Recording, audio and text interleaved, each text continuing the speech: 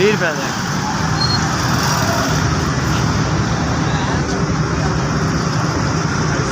दिहाड़ी तो 500-600 ही है भाई। भारा काम कर नहीं सकता, 3 बच्चे ने ਉਹਦੇ ਨਾਲ बड़ी मुश्किल गुजारा हो रहा है।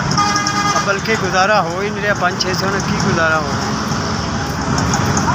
वजन वाला काम भाई चुक नहीं सकता, जिगर का भी मरीज़ हाँ, शरकान है तो इसलिए छोटा जहा काम शुरू किया है। वजन 500-600 ने गुजारा नहीं होता। घर मकान बिल बिजली बच्चे कितों ये राशन पानी असी पूरा करना भाई। बस गुजारा चल रहा भाई ने की करिए। बहुत ही मुश्किल नाल घरों निकलिया जाए बच्चों की खातर, कि हम बच्चों ने कितने बहुत ही मुश्किल नाल ना वक्त गुजार रहे भाई, बहुत ही मुश्किल नाल।